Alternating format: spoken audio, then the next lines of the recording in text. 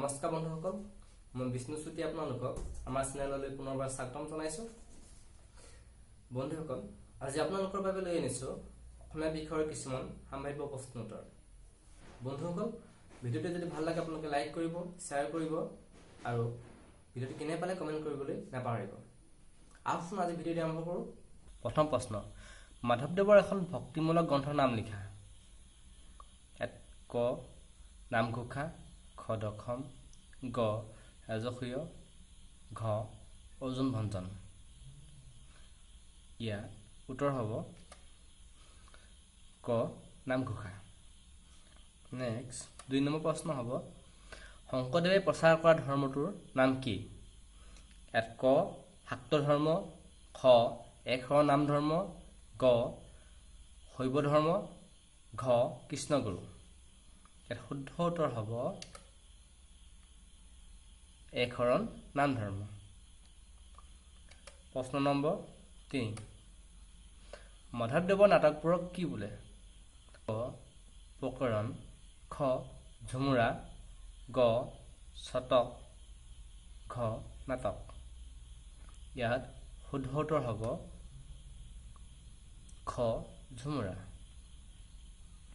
প্ৰশ্ন নম্বৰ 4, মাধৱদেৱৰ এখন তত্ত্বমূলক গ্ৰন্থ হ'ল? ক জন্ম ৰহস্য, খ অমূল্য ৰত্ন, গ ভোজন বিহাৰ, ঘ নামঘোষা। ইয়াত শুদ্ধ উত্তৰ হ'ব জন্ম ৰহস্য। প্ৰশ্ন নম্বৰ 5, প্ৰশ্ন নম্বৰ 5ত আছে, চন্দ্ৰকুমাৰ আগৰৱালাই সম্পাদনা কৰা আলোচনীখনৰ নাম কি? ক আবাহন, খ মৌ, গ জোনাকী, ঘ বিজুলী। ইয়াত শুদ্ধ উত্তৰ হ'ব গ জোনাকী। প্ৰশ্ন নম্বৰ 6, চন্দ্ৰকুমাৰে অসমীয়া কাকতখন কেতিয়া উলিয়ায়? ক 1918 চনত, খ 1922 চনত, গ 1876 চনত, ঘ 1907 চনত। ইয়াত শুদ্ধ উত্তৰ হ'ব 1918 চনত। 7, চন্দ্ৰকুমাৰ আগৰৱালাৰ প্ৰথম কবিতা পুথিখনৰ নাম কি? ক উৰণি, খ তুমি, গ প্ৰতিমা, ঘ কদমকলি। ইয়াত শুদ্ধ উত্তৰ হ'ব গ প্ৰতিমা। প্ৰশ্ন নম্বৰ 8, চন্দ্ৰকুমাৰ আগৰৱালা সম্পৰ্কে কোনটো গ্ৰহণযোগ্য? ক প্ৰথম ৰোমান্টিক কবি, খ প্ৰথম দেশপ্ৰেমমূলক কবিতা ৰচক, গ অংকীয়া নাটৰ স্ৰষ্টা, ঘ প্ৰথম তত্ত্বমূলক গ্ৰন্থৰ ৰচক। ইয়াত শুদ্ধ উত্তৰ হ'ব ক প্ৰথম ৰোমান্টিক কবি। নেক্সট প্ৰশ্ন 9, অভা উষা সভাৰ এজন প্ৰধান উপদেষ্টা কোন? ক কমলাকান্ত ভট্টাচাৰ্য, খ পদ্মনাথ গোহাঁই বৰুৱা, গ ৰজনীকান্ত বৰদলৈ, ঘ সূৰ্যকুমাৰ ভূঞা। ইয়াত শুদ্ধ উত্তৰ হ'ব পদ্মনাথ গোহাঁই বৰুৱা। নেক্সট প্ৰশ্ন নম্বৰ 10, ভানুমতী উপন্যাসৰ ৰচক কোন? ক লক্ষ্মীনাথ বেজবৰুৱা, খ ৰজনীকান্ত বৰদলৈ, গ পদ্মনাথ গোহাঁই বৰুৱা, ঘ দণ্ডিনাথ কলিতা। ইয়াত শুদ্ধ উত্তৰ হ'ব পদ্মনাথ গোহাঁই বৰুৱা। বিজুলী কাকতৰ সম্পাদক কোন আছিল? ক অম্বিকাগিৰি ৰায়চৌধুৰী, খ সত্যনাথ বৰা, গ পদ্মনাথ গোহাঁই বৰুৱা, ঘ গুণাভিৰাম বৰুৱা। শুদ্ধ উত্তৰ হ'ব পদ্মনাথ গোহাঁই বৰুৱা। নেক্সট প্ৰশ্ন, লক্ষ্মীনাথ বেজবৰুৱাৰ পিতৃৰ নাম কি আছিল? ক দীননাথ বেজবৰুৱা, খ মাধৱ চন্দ্ৰ বেজবৰুৱা, গ হেমচন্দ্ৰ বেজবৰুৱা, ঘ নাৰায়ণ বেজবৰুৱা। ইয়াত শুদ্ধ উত্তৰ হ'ব দীননাথ বেজবৰুৱা। প্ৰশ্ন নম্বৰ 13, বেজবৰুৱাই লিখা একমাত্ৰ উপন্যাসখনৰ নাম কি? ক মিৰিজীয়াৰী, খ পদুম কুঁৱৰী, গ দন্দুৱাদুহ, ঘ লহৰী। ইয়াত শুদ্ধ উত্তৰ হ'ব পদুম কুঁৱৰী। প্ৰশ্ন নম্বৰ 14, বেজবৰুৱা কোনখন সাহিত্য সভাৰ অধিৱেশনৰ সভাপতি আছিল?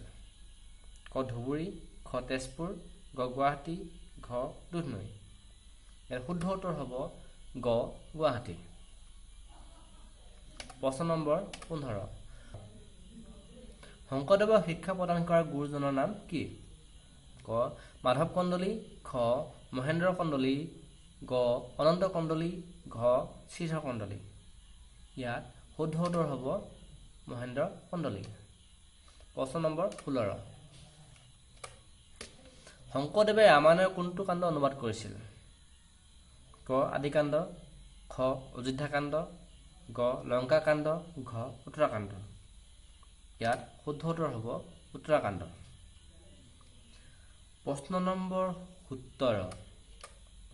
17 আছে শংকৰদেৱে ৰচনা কৰা গ্ৰন্থসমূহৰ ভিতৰত সম্পূৰ্ণ সংস্কৃত ভাষাত ৰচিত গ্ৰন্থখনৰ নাম কি? ক কীৰ্তন, খ ভক্তি ৰত্নাকৰ, গ নিমি নৱকীৰ্তন সংবাদ, ঘ গুণমালা। ইয়াত শুদ্ধ উত্তৰ হ'ব ভক্তি ৰত্নাকৰ। প্ৰশ্ন নম্বৰ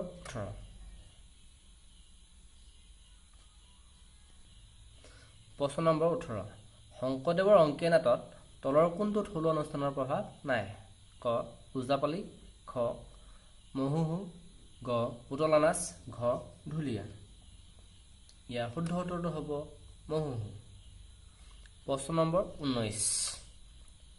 19 আছে শংকৰদেৱে ৰচনা কৰা অন্তিমখন নাট কি? ক কেলিগোপাল, খ কালীয় দমন, গ ৰাম বিজয়, ঘ ৰুক্মিণী হৰণ। শুদ্ধ উত্তৰটো হ'ব ৰাম বিজয়। প্ৰশ্ন নম্বৰ 20 আছে শংকৰ মাধৱ মিলনক কোনে মণিকাঞ্চন সংযোগ আখ্যা দিছে? ক চন্দ্ৰকুমাৰ আগৰৱালা, খ লক্ষ্মীনাথ বেজবৰুৱা, গ পদুমনাথ গোহাঞিবৰুৱা, ঘ হেমচন্দ্ৰ গোস্বামী। ইয়াৰ শুদ্ধ উত্তৰটো হ'ব লক্ষ্মীনাথ বেজবৰুৱা।